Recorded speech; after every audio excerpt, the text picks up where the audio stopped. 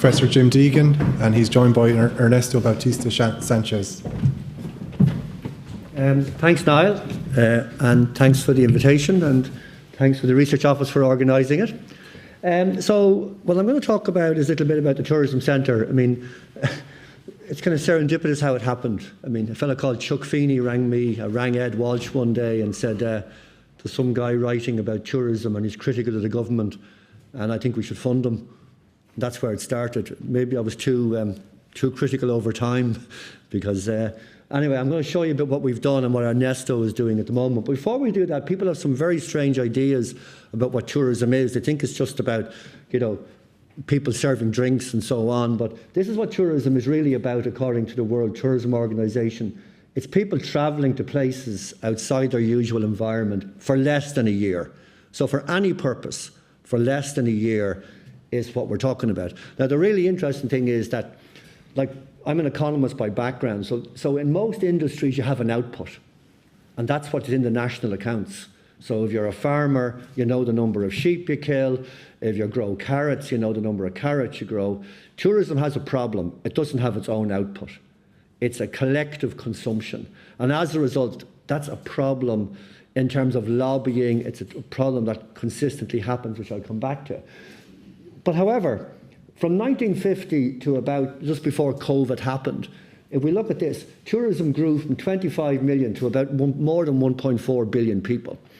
The reality of this is that it's the only industry, probably, despite geopolitical crisis, everything else that happened, tourism kept growing because of all of the things we all do in the room. Human beings want to engage in tourism all the time, whether it's domestic tourism or international tourism. We all do it. So it's very resistant to what's been happening. But of course, if you move that many people, it has a very significant socioeconomic, it has a very significant environmental impact, but it's a very significant economic impact, which I'll come back to. But however, COVID is the real one that comes along, and the first thing that really disrupted tourism for a long, long time, since the 1950s. It completely collapses, down 72% in 2020. So you must remember, it's only really from March of 2020. You look here, 2021, 22, and really it's only in 2023 that tourism has really recovered across the world, and maybe 24 will bring it back to where it is. So, however, why we should be interested is the economic impact. And I'm just going to draw you, to this side of the equation here. Over here, tourism is a very, very important economic industry across the world. And we have a lead in this university on it, in terms of, because of the Chuck Feeney was a benefactor, we were able to be serious about this and engage in, generally speaking, when I'm presenting, it's what I've been involved with colleagues around the university and elsewhere. But the big one is that it's a very important economic sector. In Ireland, it's, when we look at these figures, the CSO suggests it's worth about 10 billion overall. In my view, these figures are wrong. I'll tell you why in a minute. But however, the direct jobs are 284,000 in about 46,000 businesses. But the value added to the economy is about 4.5% of our economy. This is a big part. It's bigger than agriculture, which we devote an awful lot of time to. So that's very important. The benefit of tourism spreads across the country. So when we think about areas outside of Dublin, but the rural areas where industry doesn't like to locate often is where tourism is very important, which means that for local economies, tourism is critically important in terms of their economic dependence. But the one thing I want to emphasize before Ernesto talks in a minute is that what's really important is that tourism is a domestic activity. So the infrastructure that gets built for tourism is incredibly important to all of us who live in those localities. So tourism can be damaging, of course, but it can also be very important for preservation. So what we've just done in the centre, we've been self-funding since 1994. Philanthropic funding of about 2.5 million that's contributed to various projects. Project income, which we brought in, is about 2.5 million. Now, I just ran this through Aggresso, but I forgot then that Aggresso changed, and we had to hide money a few years ago because people were going to rob us again. And I say again because they have been robbing us for years. But anyway, basically, but what's it been used for? Effectively, the money's just been used to fund scholarship students. This has not been about, so we had a very important Cuban scholarship scheme that Ernesto was here as a result of, which Chuck Feeney began, and he asked me to run it. He gave me money for about 4 or 5 students, but we've had 11 through the place, just by projects cross-subsidising research by these very good people. So what have we done? Well, we produced seminal research on top journals. We produced research that looked at policy performance of Irish tourism. Now, the point is, when we look at the evaluation of policy in many things in Ireland, it is not driven by data, unfortunately. It is driven by somebody's hunch, or it's driven by people's lobbying, industry lobbying. Tourism, unfortunately, suffers from most of that. They are obsessed with getting a VAT reduction. Obsessed with it. Nothing else seems to matter. Research, nada. Doesn't matter. But however, luckily, we're moving to a new situation. We've evaluated Ireland's operational programme for tourism. This one here is the important one. This is the United Nations, because of the point I began with in terms of having data for tourism. It produced a methodology in about the year 2002, 2003. And Ireland's not a member of the UN body for some bizarre reason. However, I've been working with some colleagues across the world, and we did the first satellite account for Ireland, which shows the real economic impact of tourism in the regions and all the industries that tourism impacts upon. It was done in 2004 for the base year of 2000. We handed it over to the CSO. The CSO finished the first draft satellite account last year. So it took a long time to get what we did back in 2004, because universities matter in this space. I'm not blaming the CSO, I'm blaming the funding streams. We developed a methodology for using measuring expenditure with mobile phones with my good colleague Martin Hayes in electronics.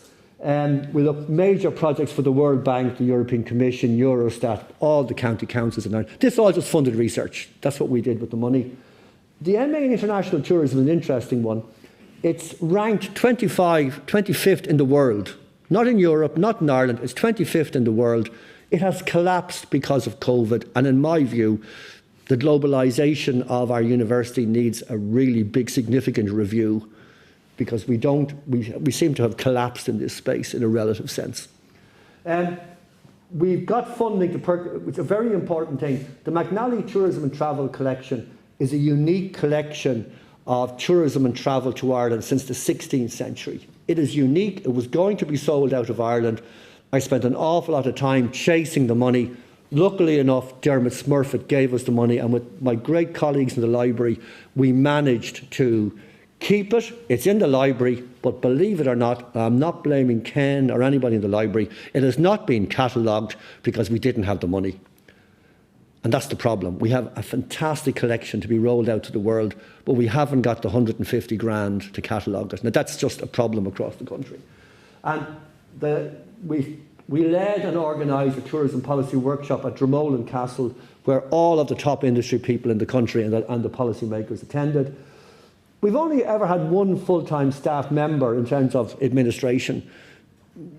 I think people who run centres will realise there's nobody going to fund this, so it's a really expensive overhead unless you get someone to fund it for you.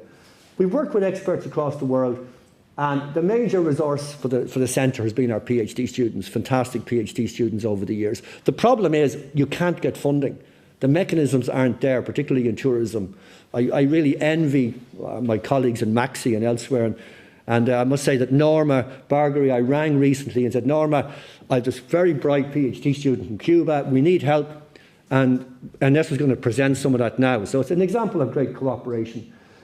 To finish with this before Ernesto speaks, tourism, in my view, I'm delighted for climate change. Not because of the badness of climate change, but it's going to force industries to count the negative externalities, which is the climate change, negative externality, and how they operate. This is a major opportunity to bring people together and so on.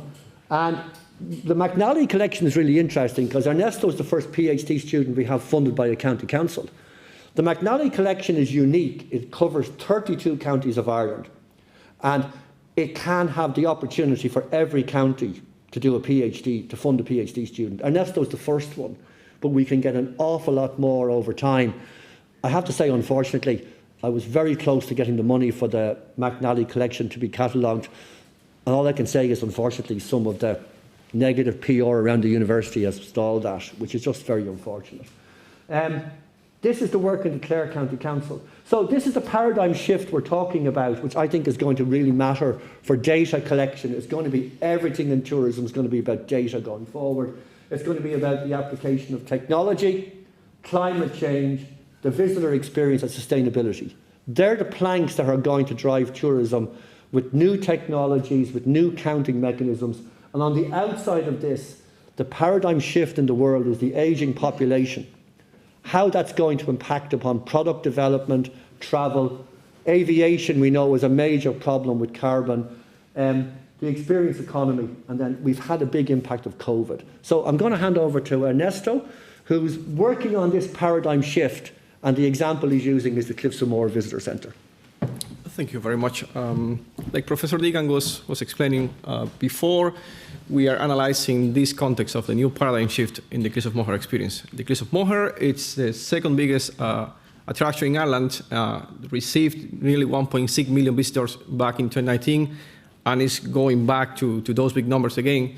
So when we got there in the summer of 2022, we got there with the idea that this was going to be a data-driven project, right? And they had a fantastic ticketing system with the strong data about number of arrivals, time, and that was it. So the first thing we need to identify was, okay, we need to do some research, ground research on who the visitor is, how are they moving across the region, and what is the impact. So for the last 18 months, we have been doing some survey work using traditional methods just to identify who they were. We have now data, consistent data over a year of the nationalities, the age cohorts, when they booked a trip. And all these elements are important when we start measuring the carbon footprint, when we start to monitoring what is the economic impact on the region. We also identified the percentage of visitors who arrive by car and by coaches, because their environmental impact and the economic impact of them will be very different. And with this, then, we were able to track where the visitors coming to the cliffs are coming, are staying, and are going after. And there was this myth that sometimes we read on the media that the people who go to the cliffs are coming back and from Dublin in the same day in buses, staying there for 2 hours and going back. And actually, our data is showing the importance of the west coast of Ireland, the importance of the brand of the Wild Atlantic Way, where the cliffs are part of. And even more, we were able to identify the number of nights the visitors were staying in the counties where the cliffs is and surrounded by. And with this, we are going to start measuring now and monitoring the implications of the carbon footprint for the regional development. And we are using technology to do that. So we got access to an anonymized database from the Wi-Fi system at the cliffs, and we were able to identify the relationship between visitors getting on site and visitors using the Wi-Fi connection. And with this, we were able to create maps where we can see the movement of visitors across the cliffs by the opening hours on the site, and therefore we could implement a good visitor management system on place based on data. Also, we have been studying the differences in the time that the visitors spend at the Cliffs of Moher, depending on their nationalities, or if they are arriving by buses, by car, or the hikers. And because we did all the hard work first using a traditional method of sampling size to identify the profile, then we were able to verify that the Wi-Fi data has actually been collecting data on nationalities over the years when the visitors log in. But we actually had now a benchmark to compare. And hopefully the link will work. And it's not working now. It will take a few seconds. And with this data, then, what we did, we went to the cliffs. We changed all the screening questions at the cliffs. So when you get there and you log in, we will be asking you a few questions about your whole journey. And now we are providing them, and this was with the support of Professor Norma and the team of Math Department, we managed to get a dashboard that updates every day where they will have data about their visitors, not only by nationalities, but by age cohorts when they book their visit. This is updating every day, and now they are starting to be able to actually make decisions based on real-time data that they have, that they are collecting, and that they are able to see. So this is just oh, sorry, now here. Let's see if I can just,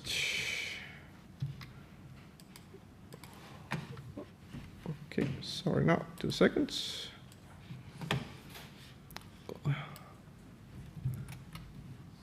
So this is just an example of a dashboard we built, and I have zero knowledge on IT. My background is in tourism management, but this is something we can do when we collaborate with others who has the expertise. So I engage in their module, and now we have actual data that we can provide to the company where they can actually see who are their visitors, if they need any specific insights about any markets, they have it there. And in a few months' time, they will be able to have data about the low season, the shoulder season, the high season, and all the differences across the market. So this is just one of the examples of what we can do with data in tourism, trying to change that paradigm. Thank you very much.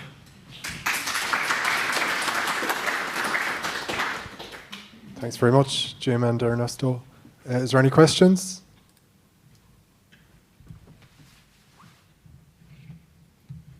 It's fantastic seeing that data, and it's great to be able to see that they can drive decisions based on that data going forward. Is there opportunities for other sites like the Cliffs of Moher for that dashboard? Is it universal?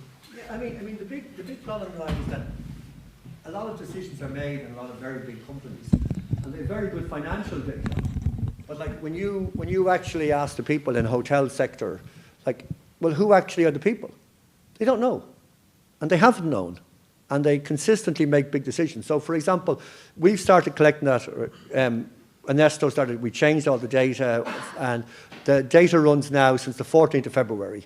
There's 10,000 in that database now.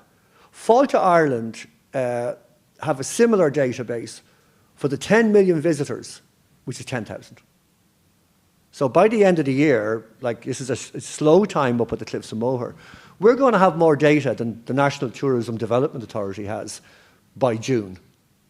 And that will enable us, to make decisions. So therefore, using similar methodology, and obviously as the dashboard develops, people will ask different questions, and then that will lead to different screening things. But the one thing it will do is it'll mean that the age profiling of who visits, and then the carbon footprint. I'll give you a simple example with Ernesto's work already.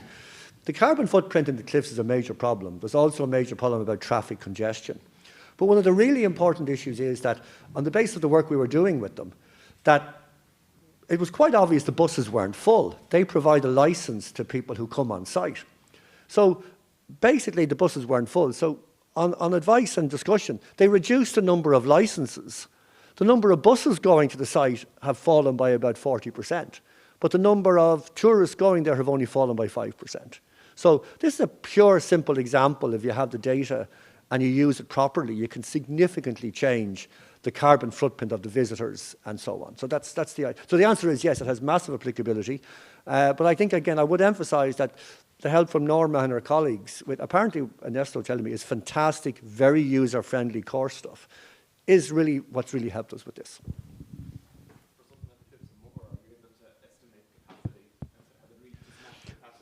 Well, yeah, again, just given the time, the people who, when the Cliffs of Moher site began, the person who was running it spoke at the workshop in Dromoland in 2019 and said, when she got her job, the people in the county council used to beat her over the head every few months. We need more people, we need more people, we need more people. But by 2019, it was a visitor management problem. And by the work that of international tourism experts and theories of development at a site, it was quite clear that the Cliffs of Moher had reached a stagnation point at 2019. So either it's going to be rejuvenated or it's just going to go into long-term decline. Now that may be determined by demand factors, but the supply side factors, so there's a 2040 strategy being developed for the Cliffs of Moher. And all I can say is that they're going to make significant changes, but I think that the work Ernesto is doing is just going to be fundamental to that. It needs to be.